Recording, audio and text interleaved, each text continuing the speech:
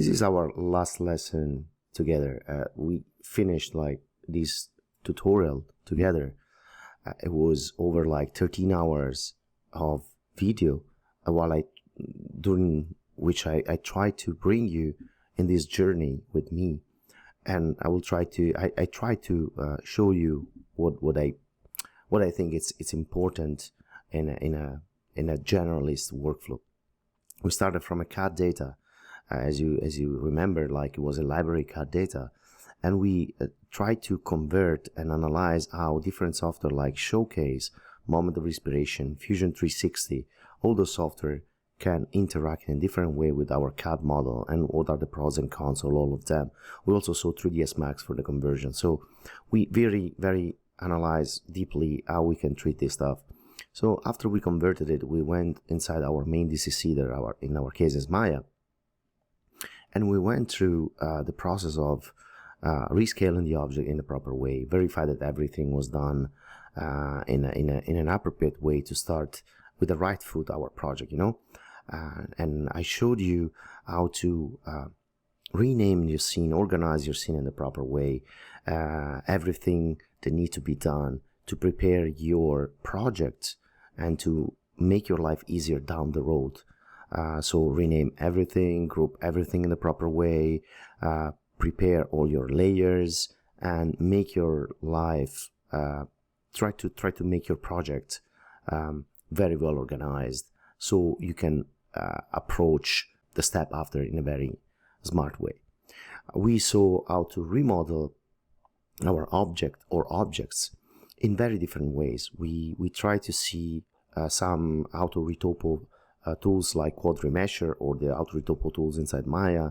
We watched like how to use like the retopo inside ZBrush, and then we went back to Maya to compare with the full manual retopo features using the modeling toolkit.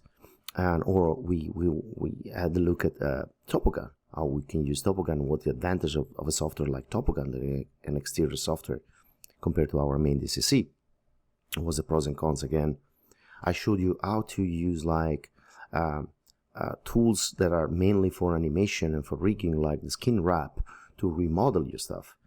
Because in my opinion, it's important to see how you can use in the best way possible all the tools available in your software, even if they are not meant to be used only for modeling. Like the blend shape, for instance, was another way to show you.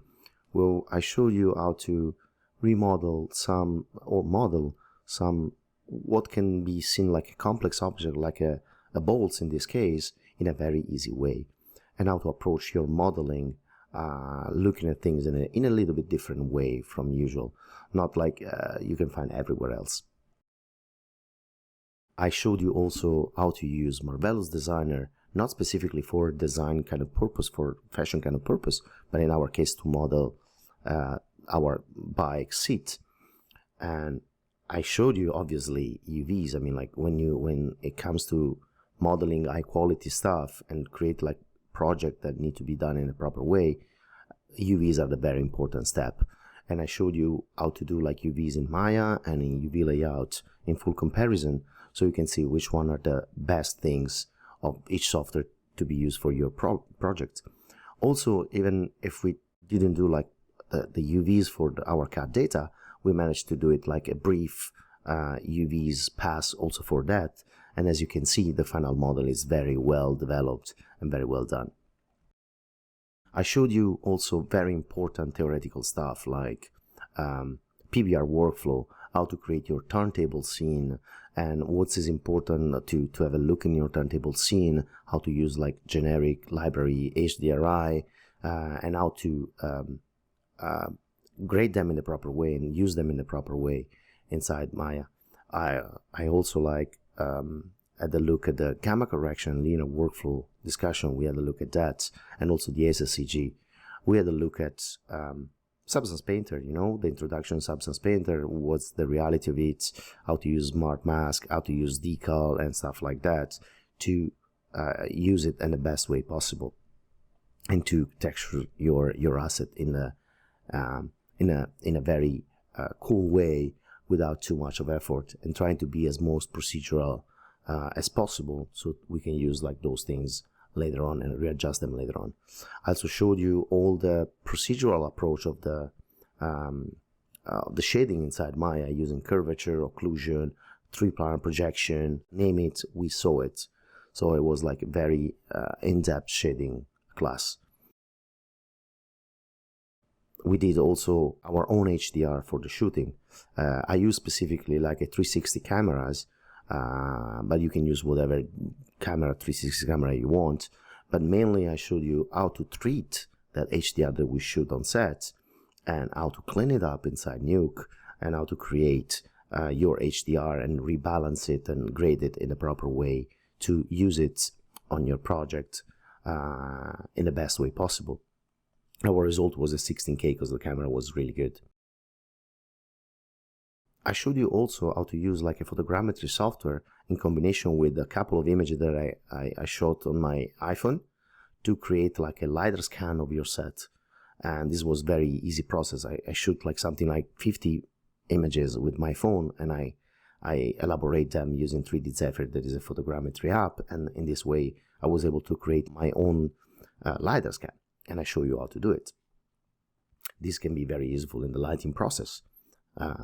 Later on, we went to the lighting stage, and I showed you how to use all the data that we created so far, our own set that are captured, HDRI, the model that we have, put everything together and balance your light based on the on-set that are captured and on the HDR, and create all your passes and AOVs to go on later on in Nuke and have like all the material that you need to assemble your final composites.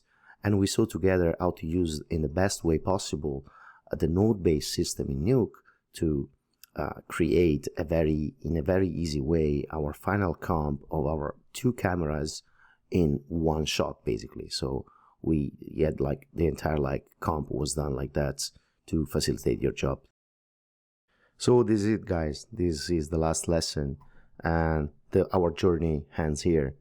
I'd like to thank you very much to give me the chance to show you all these tips and tricks, all these techniques that I show you in the last 13 plus hours of videos. I'd like to thank you for giving me the opportunity to entertain you in this journey, and I hope to see you again. Have a nice day. Ciao, bye, guys.